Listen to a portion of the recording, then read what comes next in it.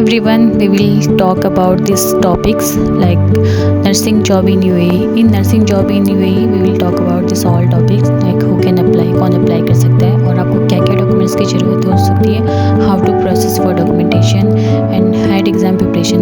Had पहले बोलते थे, आजकल DOH बोलते हैं और साथ ही साथ हम DHE के बारे में भी बात करेंगे and how to apply job, how many hours duty you have to do here, room food and transportation and last salary package in UAE। So this all topics हम कवर करेंगे इसमें।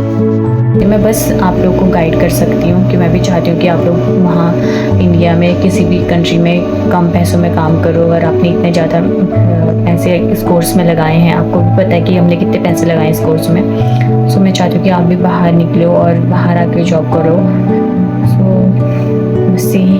So this video is very requested video. I think this video is regarding nurses job in UAE, Abu Dhabi, Dubai, Sharjah, Fujairah. So if you have, after watching this video, if you have any doubt, just comment me. I will try to give reply. So we will start this video. I think मेरी voice उतनी ज़्यादा नहीं होगी, तो आप speaker में कर लो ये वीडियो या फिर वॉल्यूम इसका 100% कर लो ताकि आपको सुनाई दे कि मैं ड्यूटी में और मैं ज़्यादा लाउडली नहीं बोल सकती हूँ। So in this video will cover many topics. This topics are because I can't remember, so I wrote in one paper. So first, who can apply for job in UAE? So GNM, BSc, post BSc, MSc. So this first topic we will cover this. Then what all are documents you needed for job and how to process for this documentation and from where we can do this preparation for DHA HAD exam and how to apply for a job.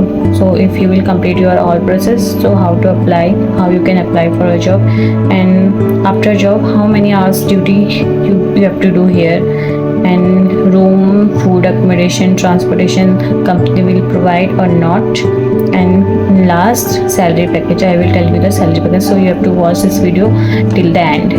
So we will start this video, and if you have any doubt you can comment me in this video and you can message me on my Instagram also. My Instagram ID is SAIL_CHAND.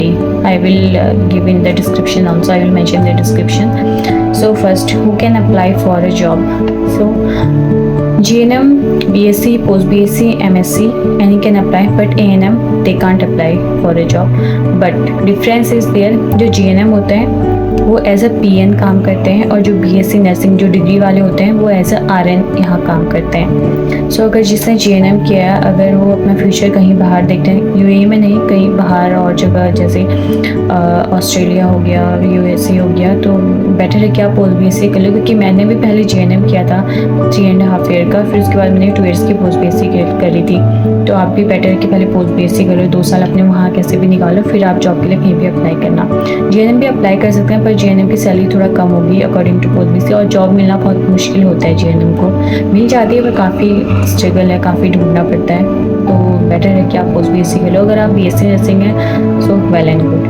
So but ANM apply नहीं कर सकते हैं।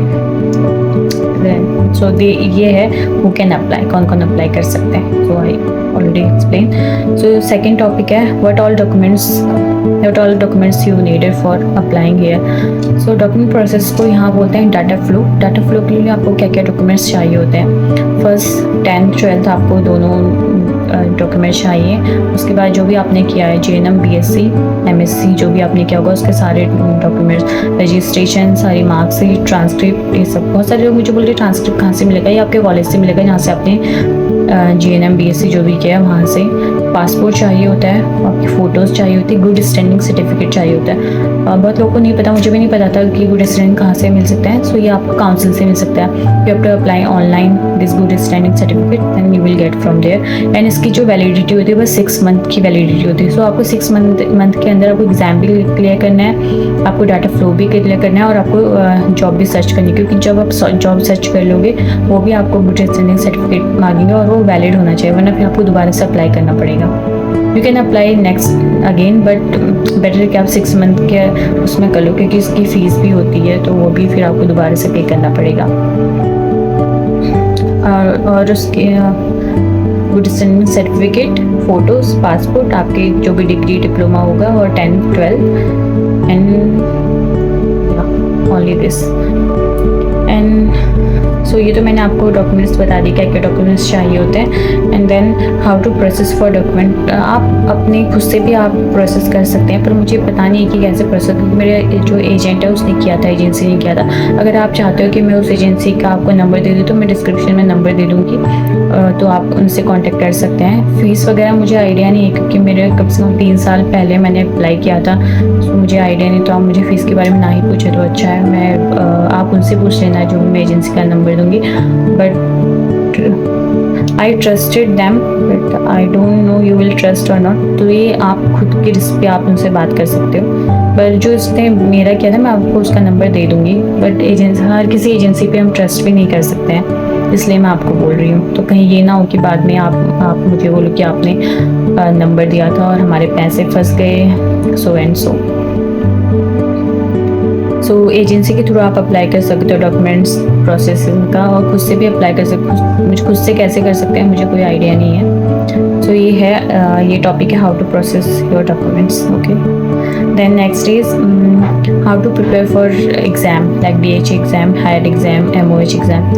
So I think 1 और 2 month जब मैं exam preparation करी थी तो मैंने NCLEX RN से स्टडी की थी। NCLEX RN एडिशन कौन सा था मुझे अच्छे से याद नहीं है। उसके बाद जब मैंने फर्स्ट अटैम्प्ट दिया था एग्ज़ाम का, तो मेरे से क्लियर नहीं हुआ था, तो मुझे ऐसा लगा कि उसमें से उतना कुछ नहीं आया था, मुझे उतना वो बेनिफिट नहीं लगा। वो बुक NCLEX अच्छी बुक है पर इस एग्ज़ाम के लिए मुझे इतना सही नहीं लगा। फिर मैंने जॉमन्स अकेडमी ज्वाइन किया, मैंने 1 मंथ की ऑनलाइन कोचिंग मिली। मैं इधर थी उस टाइम पे अपने हस्बैंड के साथ, तो मैंने इधर से 1 मंथ की ऑनलाइन कोचिंग ली, तो मैंने सेकेंड अटैम्प्ट दिया और मेरा क्लियर हो गया। तो इसमें आपको बस 3 अटैम्प्ट मिलते हैं इस एग्ज़ाम में, DHA और हायर एग्ज़ाम या MOH एग्ज़ाम। 3 अटैम्प्ट में आपको क्लियर करना पड़ता है और हर अटैम्प्ट में आपको फ़ी पे करनी पड़ती है। अगर पहले में क्लियर नहीं हुआ, अगर आप सेकंड दे रहे हो तो उसमें भी आपको जो भी एग्जामिनेशन फ़ीस होगी वो आपको पे करनी पड़ेगी।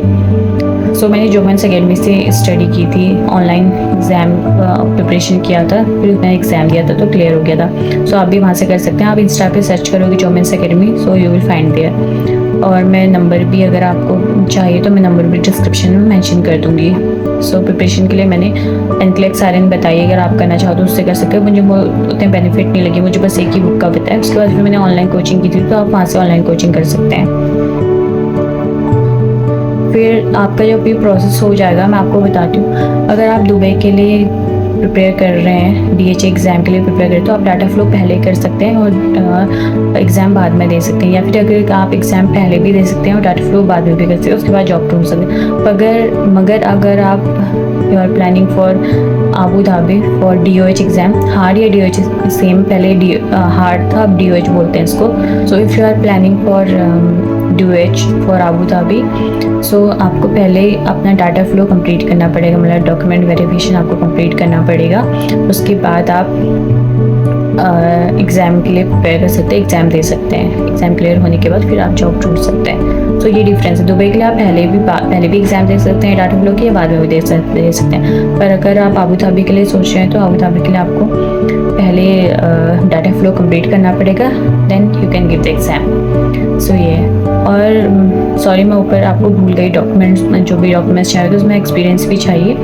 एक्सपीरियंस GNM के लिए 2 साल का चाहिए, BSc के लिए भी चाहिए, क्योंकि उसके लिए जो डॉक्यूमेंट वेरिफिकेशन होता है उसके लिए एक्सपीरियंस नहीं चाहिए। पर जब आप जॉब ढूंढेंगे उसके बाद जब इंटरव्यू के टाइम पे most of hospitals they are asking about experience, तो उस टाइम पे आपको क्या पता वो नहीं सिलेक्ट नहीं करेंगे, क्योंकि आप एज अ फ्रेशर अगर इंटरव्यू दोगे। तो बेटर है कि आप 2 साल का एक्सपीरियंस ले लो। आप अगर GNM हो या BSc हो, उसके बाद ही आप यहाँ आने का प्लान करो। डॉक्यूमेंट प्रोसेस में तो एजेंसी बोलेगी कि एक्सपीरियंस नहीं चाहिए, फिर जब आप बारी आती है इंटरव्यू की, तो इंटरव्यू में most of hospitals they are asking about experience, वो एक्सपीरियंस वन ही हायर करते हैं। तो बेटर है कि आप 2 साल का experience you can take from India और where you are living, then you can apply for here. Then how to apply for a job, आप जॉब कैसे अप्लाई कर सके जॉब के लिए। तो आप इंडिया से भी अप्लाई कर सकते हैं, क्योंकि मेरे काफ़ी जूनियर्स हैं जो इंडिया से आए हैं, उनको इंडिया से जॉब मिल गई थी तो वो सीधे इधर आ गए थे। और आप इधर भी आ सकते हैं विजिट वीज़ा में, आप आ सकते हैं 2 महीने का विजिट वीज़ा लेके, फिर यहाँ आके आप सर्च कर सकते हैं सारा अपना पूरा काम करके, मतलब डॉक्यूमेंट प्रोसेस करके और एग्ज़ाम क्लियर करके आप यहाँ के फिर जॉब सर्च कर सकते हैं। वरना इंडिया से आप जॉब सर्च कैसे कर सकते हैं, मैं आपको 2 वेबसाइट में आपको नाम बताऊँगी और मैं डिस्क्रिप्शन में भी मैंशन कर दूँगी, लिंक्डइन और इंडीड, ये दोनों आप मैं अपना प्रोफाइल बना लो और जितने भी यहाँ के हॉस्पिटल्स हैं, यहाँ के एचआर्स हैं, इनको फॉलो करो। जब भी यहाँ वैकेंसी होती है सो वो लोग पोस्ट कर देते हैं, तो इससे आपको पता चल जाएगी कि कहाँ वैकेंसी, तो आप वहाँ अपना CV ड्रॉप कर सकते हैं या उनको मैसेज कर सकते हैं। सो बस यही 2 मेथड है जॉब सर्च करने के, अगर आप इंडिया से जॉब सर्च करना चाहते हैं। अगर आप यहाँ आके जॉब सर्च करना चाहते हो, यहाँ आप आ सकते हैं विजिट वीज़ा में, and you can go in every hospitals and all there you can drop your CV। ये दोनों ही मेथड है जॉब सर्च करने के लिए, जितना मुझे पता है। मैंने जॉब यहाँ आके, क्योंकि मेरा सारा प्रोसेस इधर आके किया था, मेरे हस्बैंड इधर थे, मेरे कोई इतना ज़्यादा टफ नहीं रहा। तो मैं यहाँ आई थी, मैंने अपने हस्बैंड वीज़ा लगा दिया था मेरा, तो फिर मैंने यहाँ आके जॉब सर्च किया था। पर अगर आप इंडिया में रह रहे हैं, अगर यहाँ आपका कोई नहीं है, तो बेटर है कि आप इंडिया से जॉब सर्च करें।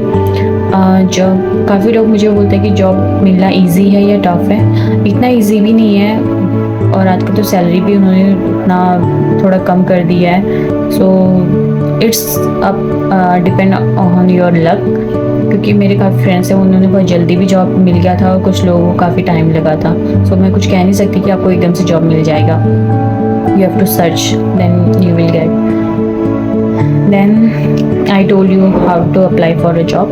Then next topic is, अगर आपकी जॉब फिक्स हो जाती है तो आपको कितने घंटे जॉब करना पड़ता है। आपको वीकली 48 आवर्स जॉब करनी पड़ती है। अगर आप हॉस्पिटल में, हॉस्पिटल का भी अलग अलग रूल होता है कि काफ़ी जगह शिफ्ट वाइज ड्यूटी होती है, like morning, evening, night, and काफ़ी जगह बस 2 शिफ्ट होती हैं।